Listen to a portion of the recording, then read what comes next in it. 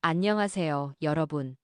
오늘 제가 들려드릴 이야기는 정말 말하기도 힘들고 떠올리기도 괴로운 이야기입니다.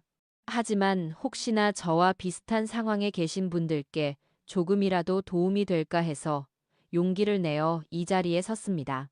제 이름은 김순자, 올해 66입니다.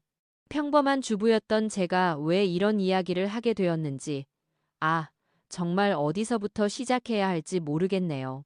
그날 밤, 그 끔찍했던 그날 밤의 일을 떠올리면 지금도 가슴이 미어집니다. 엄마, 정말 미안해요. 제가 잘못했어요.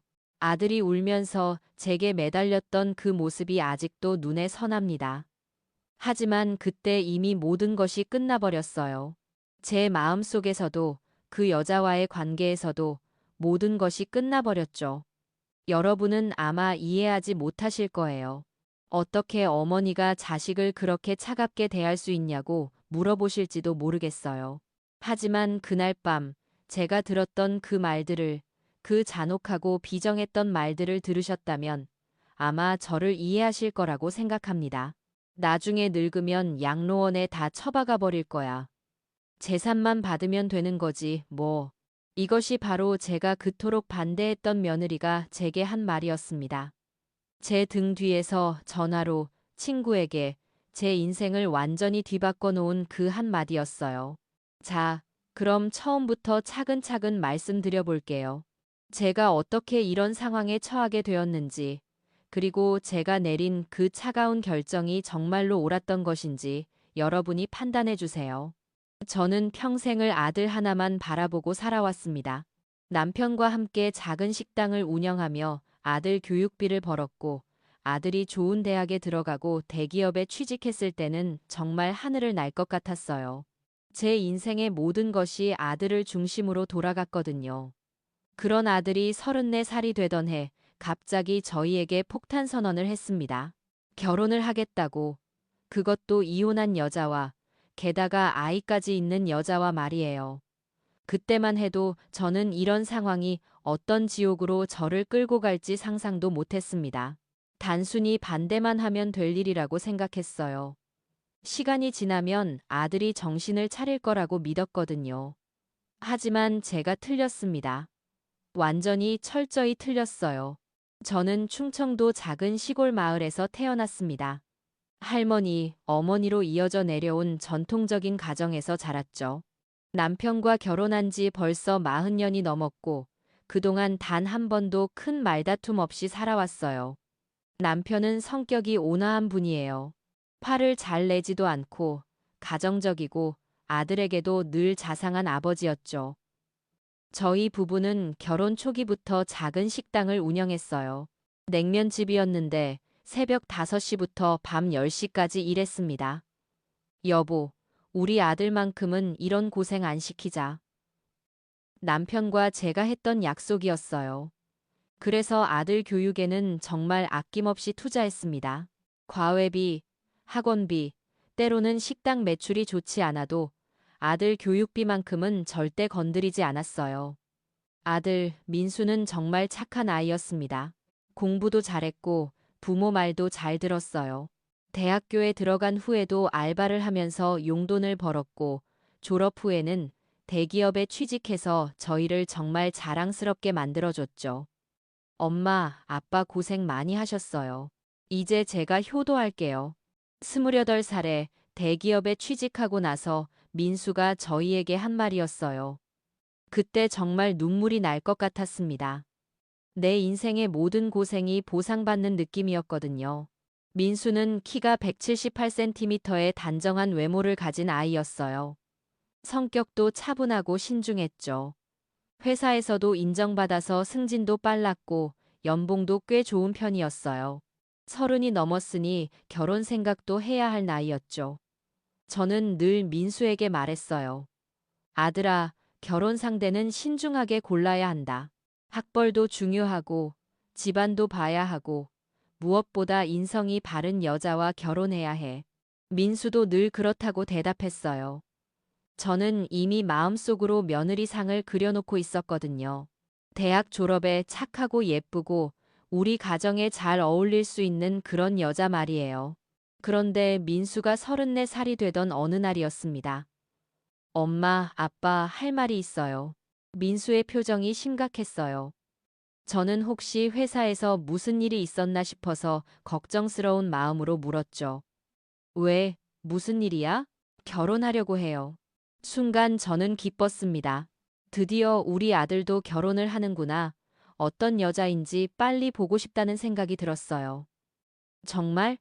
어떤 여자인데? 언제 만나볼 수 있어? 그런데 민수의 다음 말에 저는 완전히 얼어붙었습니다. 그런데 그 사람이 이혼한 경험이 있어요. 그리고 아이도 하나 있고요. 한동안 저는 아무 말도 할 수 없었어요. 마치 머리를 둔기로 얻어맞은 것 같은 기분이었거든요. 뭐라고? 엄마, 저는 정말 그 사람을 사랑해요. 상황이 좀 복잡하지만, 잠깐만, 이혼했다고? 아이가 있다고?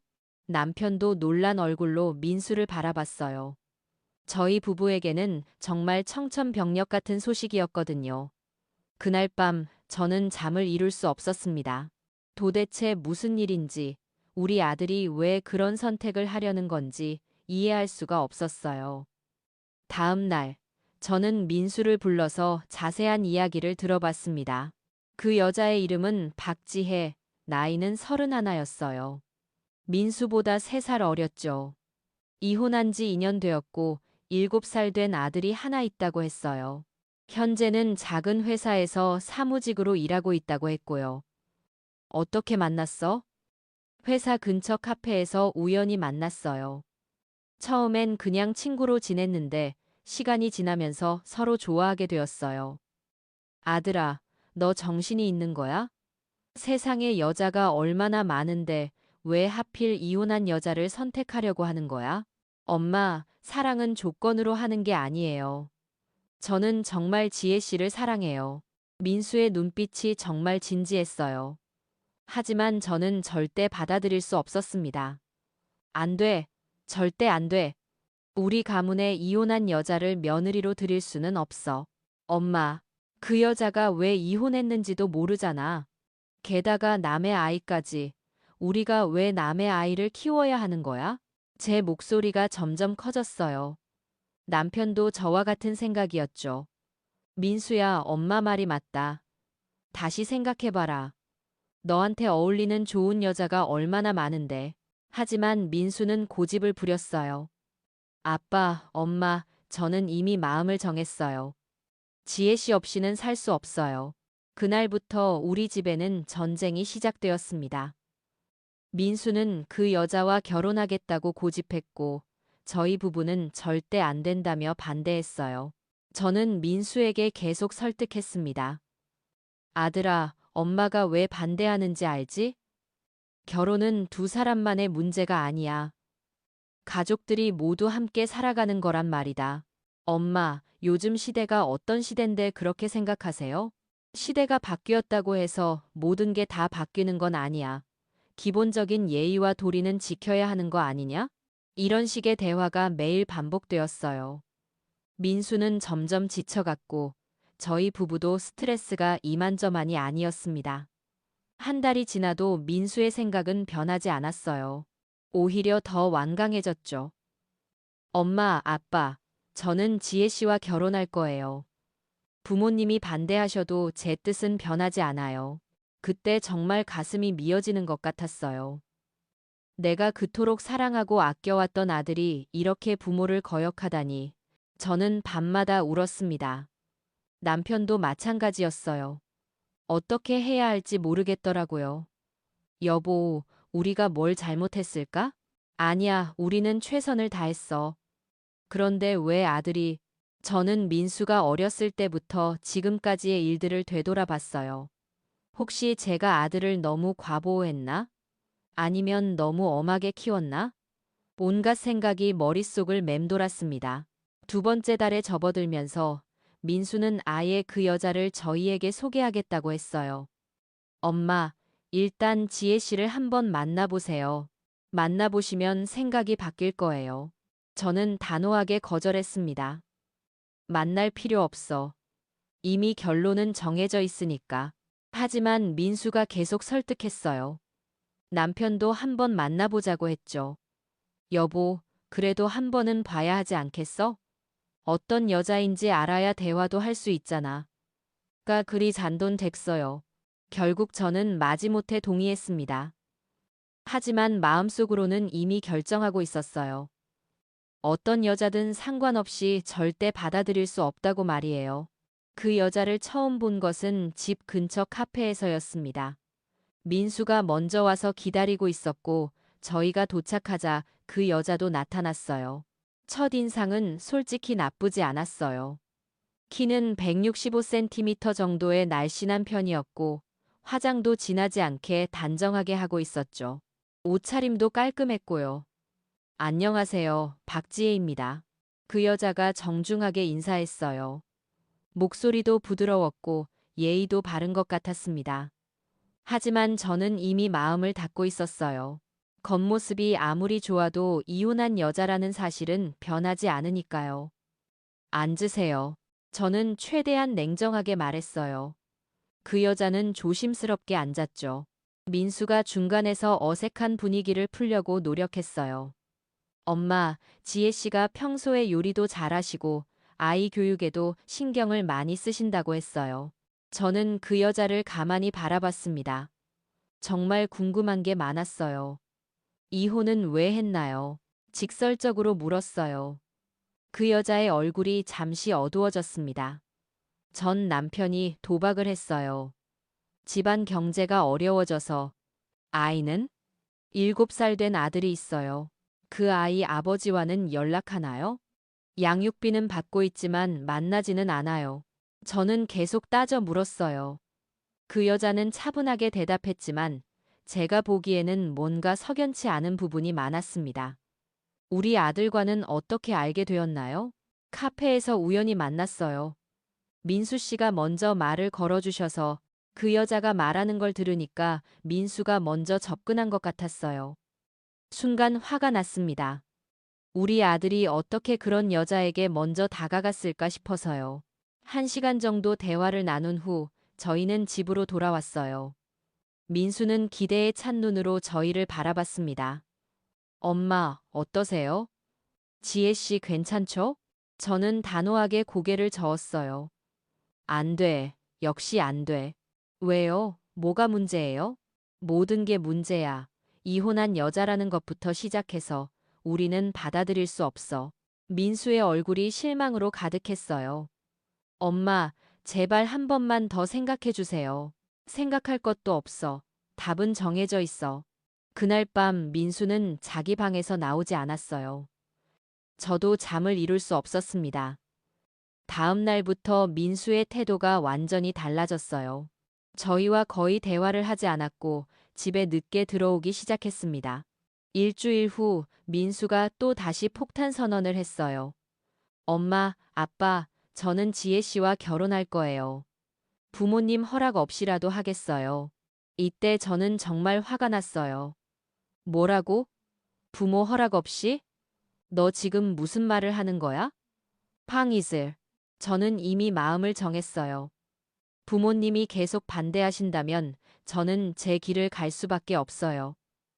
이 미친놈이 부모가 왜 반대하는지도 모르면서 저는 처음으로 민수에게 고함을 질렀어요. 민수도 지지 않고 맞받아쳤습니다. 엄마는 왜 그렇게 편견을 가지고 계세요? 이혼했다고 다 나쁜 사람이에요? 편견이 아니야. 현실을 보는 거라고. 그날 우리 부자는 크게 싸웠어요. 남편이 중간에서 말렸지만 소용없었습니다. 그럼 이렇게 하자. 나는 절대 인정 안 해. 너 혼자 알아서 해. 저는 화가 나서 그렇게 말하고 방으로 들어가 버렸어요. 그날 이후로 민수는 아예 집에 들어오지 않기 시작했습니다. 회사 근처에서 자취를 시작한 것 같았어요. 1달, 2달이 지나도 민수는 연락조차 하지 않았어요. 저는 걱정이 되면서도 화가 났습니다. 어떻게 부모를 이렇게 무시할 수 있을까 싶어서요. 그런데 3번째 달에 들어서면서 저는 몸이 이상해지기 시작했어요. 잠도 제대로 못 자고 식욕도 없고 5kg이나 빠졌습니다. 남편이 걱정했어요. 여보, 병원에 가보는 게 좋겠어. 너무 야위었어. 병원에 가니 의사 선생님이 스트레스성 우울증이라고 하더라고요. 스트레스를 받는 일이 있으셨나요? 저는 아들 이야기를 할 수 없어서 그냥 애매하게 대답했어요. 가족 간에 좀 의견 차이가 있어서요. 가족 문제로 인한 스트레스가 굉장히 심하신 것 같네요. 약물 치료와 함께 상담도 받아보시길 권합니다. 집에 돌아와서 거울을 보니 제 모습이 말이 아니었어요. 완전히 다른 사람 같았습니다. 남편이 저를 보더니 한숨을 쉬었어요. 여보, 이럴 수는 없어. 아들한테 연락해보자. 싫어. 연락하지 마. 그래도 그 애가 부모를 버렸는데 우리가 왜 먼저 연락해? 하지만 마음속으로는 민수가 그리웠어요. 정말 보고 싶었습니다. 그러던 어느 날 민수에게서 전화가 왔어요. 엄마, 3개월 만에 듣는 아들 목소리였습니다. 저는 울컥했지만 차가운 척했어요. 왜? 엄마, 아빠 안 계세요? 아빠는 나갔어. 무슨 일이야? 엄마, 저 지혜 씨랑 다음 주에 혼인 신고하려고 해요. 순간 머리가 핑 돌았어요. 뭐라고? 엄마가 계속 반대하시니까 저희끼리 하기로 했어요. 이 미친놈이 부모 동의도 없이 어떻게? 법적으로는 문제 없어요. 엄마, 아빠, 나중에 후회하지 마세요. 전화가 끊어졌어요. 저는 그 자리에 주저앉고 말았습니다. 남편이 집에 돌아와서 제 얘기를 듣더니 완전히 충격받았어요. 어떻게 그럴 수가 있어? 여보, 이제 어떻게 해? 저희 부부는 밤새 고민했어요. 정말 이대로 아들을 잃어버릴 수는 없었거든요. 다음 날, 남편이 말했어요. 여보, 어쩔 수 없는 것 같아. 우리가 양보하자. 양보라니? 아들을 완전히 잃어버릴 수는 없잖아. 일단 결혼을 허락하고 천천히 지켜보자. 저는 정말 하기 싫었지만 아들을 잃는 것보다는 나을 것 같았어요. 정말 후회할 거야. 그래도 어쩔 수 없어. 그렇게 해서 저는 마지못해 민수의 결혼을 허락했습니다. 민수에게 전화했을 때 정말 기뻐하더라고요. 엄마, 정말요? 허락해 주시는 거예요? 응, 대신 조건이 있어. 네, 말씀하세요. 결혼식은 조용히 해. 그리고 나중에 후회하지 마. 고맙습니다, 엄마. 정말 고맙습니다. 민수의 목소리에서 눈물이 섞여 있는 것 같았어요. 저도 울컥했지만 참았습니다. 결혼식은 정말 조용히 했어요. 가족들과 가까운 지인들만 참석한 소규모 식이었죠. 그날 제 마음은 정말 복잡했어요. 기쁘면서도 걱정되고 희망적이면서도 불안했습니다. 박지혜는 하얀 드레스를 입고 있었는데 정말 예뻤어요. 민수도 행복해 보였고요. 어머님, 앞으로 잘 부탁드려요. 지혜가 저에게 인사했을 때 저는 억지로 미소를 지었어요. 응, 우리 아들 잘 부탁해. 하지만 마음 한구석에는 여전히 불안함이 자리 잡고 있었어요. 결혼 후 한 달 정도는 괜찮았어요. 민수가 가끔 안부 전화도 하고 지혜도 명절 때 선물을 보내기도 했죠. 저는 서서히 마음을 열어가려고 노력했어요. 어차피 받아들인 며느리니까 이왕이면 좋은 관계를 만들어 보자고 생각했거든요. 그런데 문제는 그때부터 시작되었습니다. 결혼한 지 2달쯤 되었을 때 저는 민수 부부에게 집을 한 채 사줬어요. 전세로 살고 있던 그들이 안쓰러워서였죠. 민수야, 엄마가 집을 하나 사줄게. 엄마, 괜찮아요. 전세로도 충분해요. 아니야, 아이도 있는데 전세로는 불안하잖아. 엄마가 사줄 테니까 걱정 마. 저는 제 적금을 모두 털어서 강남구에 있는 3억 원짜리 아파트를 사줬어요. 민수 이름으로 등기도 해주고요. 민수가 정말 고마워했어요. 엄마, 정말 고맙습니다. 평생 잊지 않을게요. 지혜도 고맙다고 했지만 뭔가 어색한 느낌이 있었어요. 어머님, 정말 감사해요. 그 말투에서 진심이 느껴지지 않았거든요. 하지만 저는 그냥 넘어갔어요. 아마 아직 서로 어색해서 그런 거라고 생각했거든요. 집을 사준 후에도 저는 계속 도와줬어요. 생활비도 매달 100만 원씩 보태줬고 지혜의 아들 학원비도 제가 냈어요. 민수야, 돈 걱정하지 마. 엄마가 있잖아. 저는 정말 최선을 다해서 도와줬어요. 며느리를 인정하고 받아들이려고 노력했죠. 그런데 지혜의 태도가 점점 이상해지기 시작했어요. 처음에는 저에게 반말을 했어요. 어머님, 김치 떨어졌는데 좀 담가다 줄래요? 존댓말인 것 같지만 어투가 명령조였어요. 그 다음에는 아예 제가 오는 것을 싫어하기 시작했습니다. 어머님, 미리 연락하고 오시면 안 되나요? 갑자기 오시면 좀 그래요. 저는 당황했어요. 친정어머니도 언제든지 우리 집에 올 수 있는 건데 시어머니는 안 된다는 말인가 싶어서요. 그래도 저는 참았어요. 아직 서로 적응하는 단계라고 생각했거든요. 결혼한 지 6개월이 되었을 때 정말 충격적인 일이 벌어졌어요. 그날 저는 민수에게 전화했어요. 민수야, 엄마가 반찬 좀 해다 줄까? 고마워요, 엄마. 오세요. 저는 갖가지 반찬을 해서 민수 집으로 갔어요. 문을 두드렸는데 대답이 없더라고요. 민수야? 지혜야? 한참을 기다려도 대답이 없어서 민수에게 전화했어요. 민수야, 엄마가 집 앞에 와 있는데 문을 안 열어줘. 어, 지혜가 집에 있는데 잠깐만요. 민수가 지혜에게 뭐라고 말하는 소리가 들렸어요. 지혜야, 엄마가 문 앞에 계신다는데 왜 안 열어줘? 그리고 지혜의 대답이 들렸어요. 집에 없는 줄 알았는데 거짓말이었어요. 분명히 집에 있으면서 일부러 문을 안 열어준 거였죠. 그 순간 정말 기분이 나빴어요. 하지만 민수 앞에서는 내색하지 않았습니다. 민수가 문을 열어줬어요. 엄마, 미안해요. 지혜가 샤워하고 있어서. 또 거짓말이었어요. 지혜는 멀쩡히 옷 입고 거실에 앉아 있었거든요. 안녕하세요, 어머님. 지혜가 건성으로 인사했어요. 전에 없던 차가운 태도였죠. 저는 반찬을 냉장고에 넣으면서 물어봤어요. 지혜야, 혹시 내가 갑자기 와서 기분 나빴어? 지혜야, 지혜야, 지혜야, 지혜야, 지혜야, 지혜야, 지혜야, 지혜야, 지혜야, 지혜야, 지혜야, 지혜야, 지혜야, 지혜야, 지혜야, 지혜야, 지혜야, 아니에요. 왜요? 응, 그냥. 하지만 지혜의 표정에서 분명히 불쾌함이 느껴졌어요. 집에 돌아와서 남편에게 그 일을 얘기했어요. 여보, 뭔가 이상해. 지혜 태도가 너무 달라졌어. 그래? 뭐가? 예전에는 그래도 반갑게 맞아줬는데 오늘은 정말 차갑더라. 아직 서로 적응하는 중이니까 조금 더 기다려보자. 남편은 늘 그런 식으로 말했어요. 하지만 저는 뭔가 잘못되고 있다는 느낌을 지울 수 없었습니다. 그 일 이후로 지혜의 태도는 점점 더 차가워졌어요. 제가 전화하면 짧게 대답하고 끊어버렸고 집에 방문하면 일부러 바쁜 척했죠.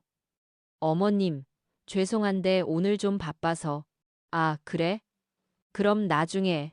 이런 일이 반복되자 저는 점점 상처받기 시작했어요. 결혼한 지 8개월째 되던 날 정말 황당한 일이 벌어졌어요. 그날은 지혜 생일이었어요. 저는 선물을 사서 갔는데 지혜가 그 선물을 받지 않더라고요. 어머님, 괜찮아요. 선물은 안 받아도 돼요. 왜? 며느리 생일인데 시어머니가 선물 주는 게 당연하잖아. 저는 그런 거 별로 안 좋아해요. 정말 기가 막혔어요. 생일 선물을 거부하다니 민수가 중간에서 어쩔 줄 몰라 했어요. 지혜야, 그래도 엄마 마음인데 오빠는 그냥 계세요. 지혜가 민수에게도 차가운 말투로 말했어요. 그 순간 저는 확신했습니다. 이 여자에게 뭔가 문제가 있다고요. 집에 돌아와서 저는 남편에게 말했어요. 여보, 뭔가 심각하게 잘못되고 있어. 지혜가 이상해. 뭐가? 생일 선물도 거부하고 말투도 점점 건방져지고 좀 더 지켜보자. 성급하게 판단하면 안 돼. 하지만 저는 이미 확신하고 있었어요. 지혜가 저를 싫어한다는 것을요. 결혼 1년이 되었을 때 민수가 가족여행을 제안했어요. 엄마, 아빠, 우리 가족 모두 제주도 여행 어때요? 저는 처음에는 망설였어요. 지혜와 함께 여행을 간다는 게 부담스러웠거든요. 하지만 민수가 간절하게 부탁했어요. 엄마, 이번 기회에 가족들이 더 가까워졌으면 좋겠어요. 결국 저는 동의했습니다. 혹시 여행을 통해서 지혜와 관계가 개선될지도 모른다고 생각했거든요. 제주도 여행은 3박 4일로 계획했어요. 숙소도 좋은 곳으로 예약했고 렌터카도 빌렸죠. 여행 첫날은 나름 괜찮았어요.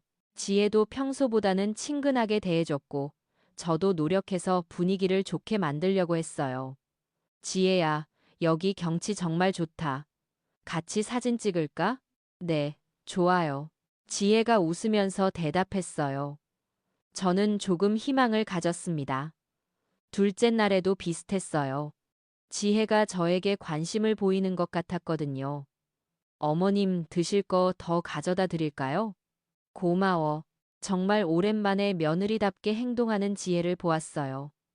셋째 날 저녁이었습니다. 민수가 편의점에 맥주를 사러 갔고 남편은 숙소에서 쉬고 있었어요. 저는 지혜와 단둘이 숙소 앞 벤치에 앉아 있었죠. 그때 지혜의 핸드폰이 울렸어요. 잠깐만요. 전화 받고 올게요. 지혜가 전화를 받으러 조금 떨어진 곳으로 갔어요. 저는 그냥 벤치에 앉아서 바람을 쐬고 있었죠.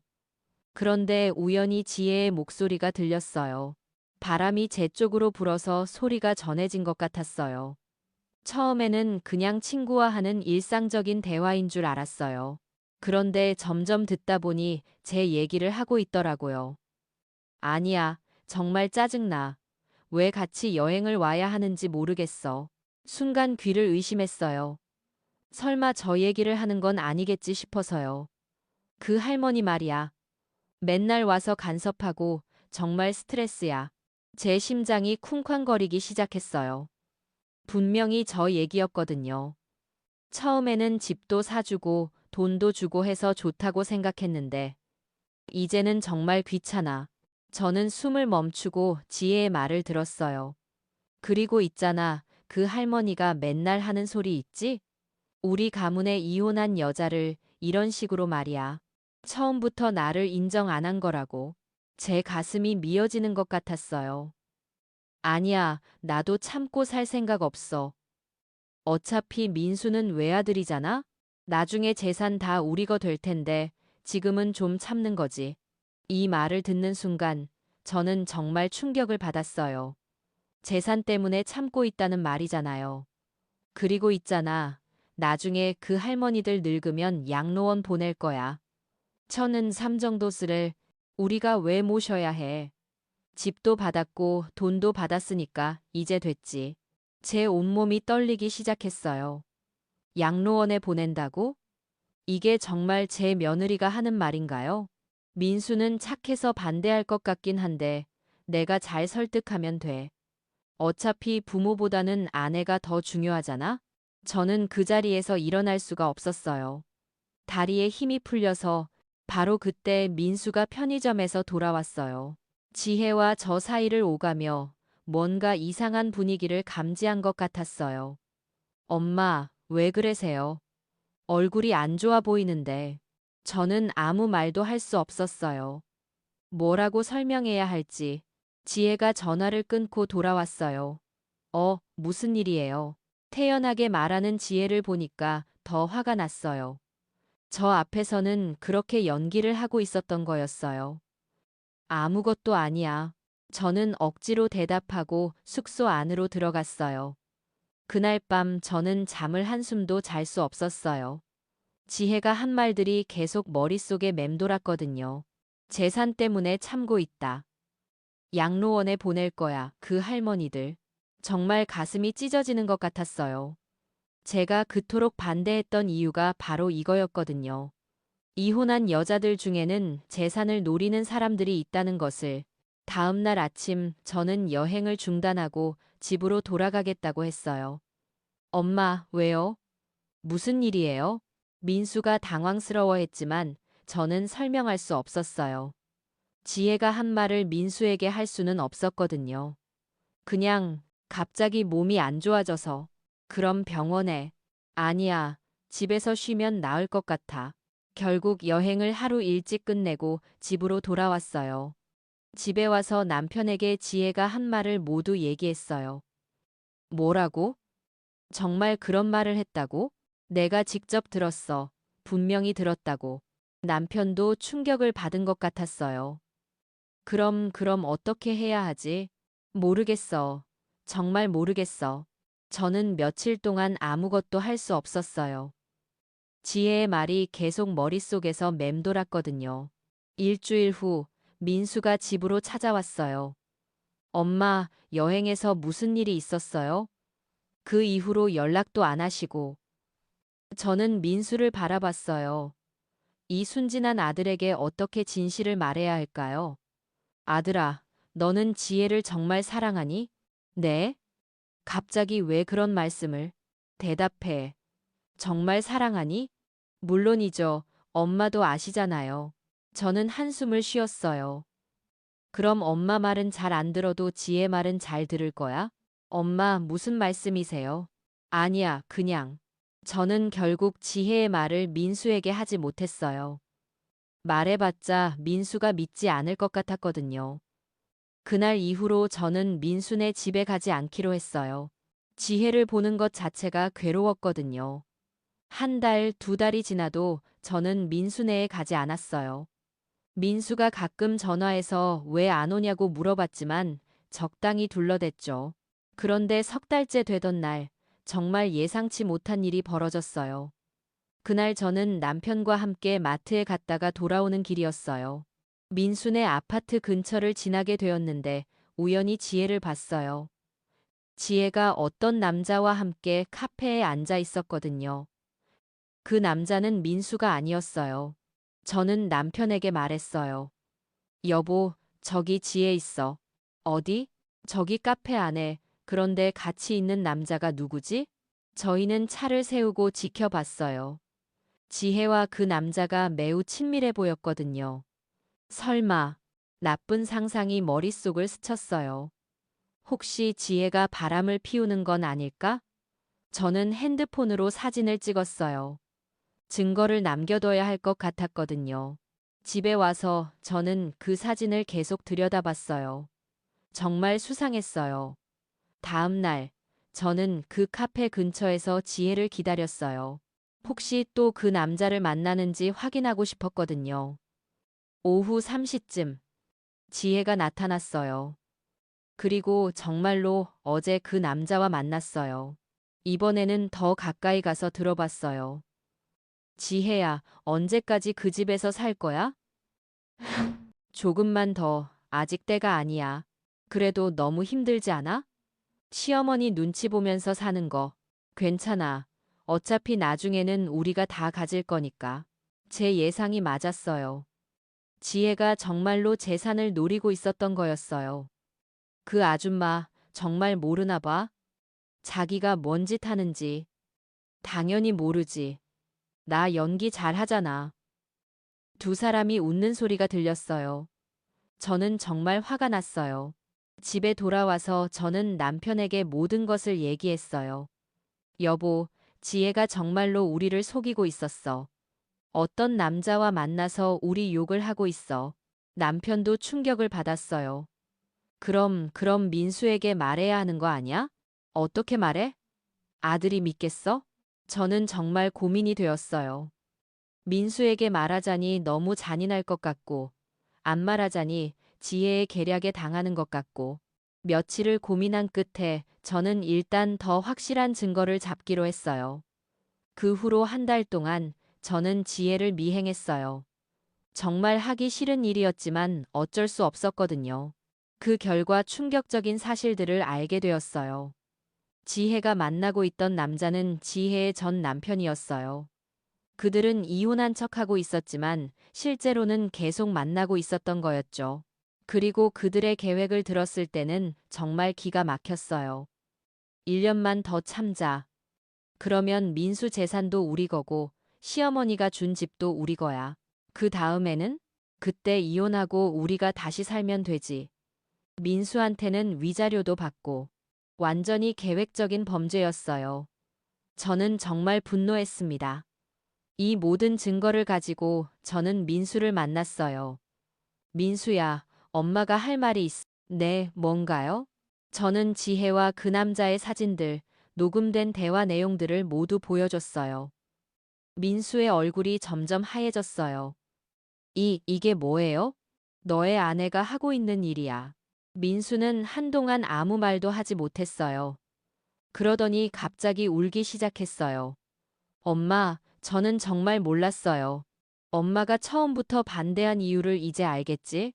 민수는 고개를 숙이고 계속 울었어요. 엄마, 어떻게 해야 해요? 그건 네가 결정할 일이야. 저는 더 이상 아들에게 조언하고 싶지 않았어요. 이미 충분히 상처를 줬거든요. 그날 밤, 민수는 지혜와 대화를 나눴다고 했어요. 하지만 지혜는 끝까지 발뺌했다고 하더라고요. 그 사진은 조작된 거야. 엄마가 나를 해치려고 만든 거라고. 정말 뻔뻔한 여자였어요. 하지만 결정적인 증거가 있었어요. 지혜와 그 남자의 대화를 녹음한 파일이었거든요. 그 녹음 파일을 들려주자 지혜는 더 이상 변명할 수 없었어요. 지혜 씨, 이제 끝이에요. 민수가 조용히 말했어요. 결국 민수와 지혜는 이혼했어요. 결혼한 지 1년 3개월 만이었죠. 이혼 과정에서 지혜는 온갖 억지를 부렸어요. 위자료를 요구하고 집도 나눠달라고 했죠. 하지만 지혜의 불륜과 사기 행위가 드러나면서 지혜는 아무것도 받을 수 없었어요. 제가 사준 집도 다시 찾아왔고 지혜는 아이와 함께 어디론가 사라졌어요. 민수는 완전히 망가졌어요. 한동안 회사도 제대로 나가지 못했죠. 엄마, 제가 정말 바보였어요.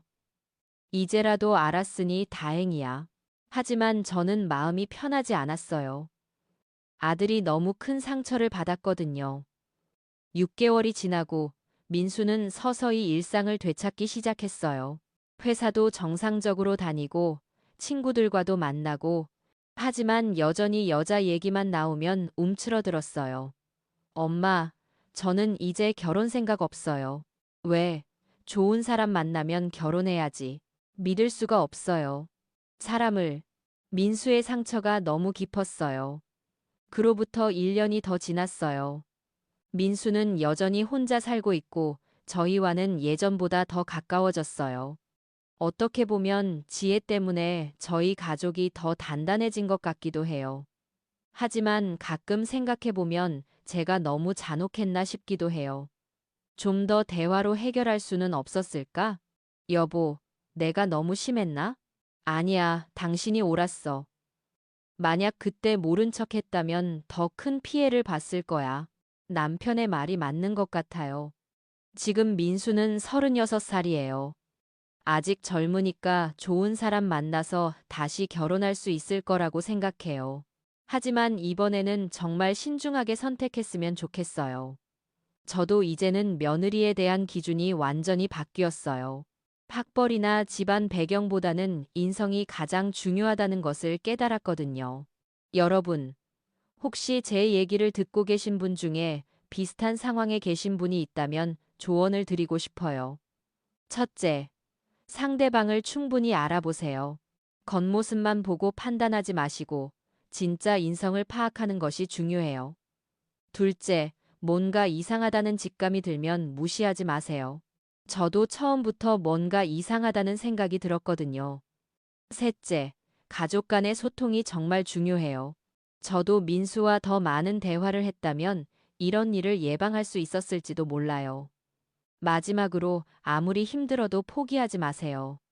진실은 언젠가 드러나게 되어 있어요. 지금 저는 민수와 남편과 함께 평범하지만 행복한 일상을 보내고 있어요. 예전처럼 식당도 다시 열었고 손님들과의 소소한 대화도 즐기고 있죠. 민수도 많이 밝아졌어요. 가끔 엄마, 그때 제 말을 들어줘서 고마워요. 라고 말할 때면 정말 뿌듯해요. 비록 힘든 시간이었지만 이 경험을 통해 저희 가족은 더욱 끈끈해졌어요. 그리고 무엇보다 서로를 더 소중히 여기게 되었죠. 여러분도 어려운 일이 있으시겠지만 포기하지 마시고 힘내시기 바라요. 그리고 가족의 소중함을 잊지 마세요. 제 이야기는 여기서 마치겠습니다. 긴 시간 들어주셔서 정말 고맙습니다.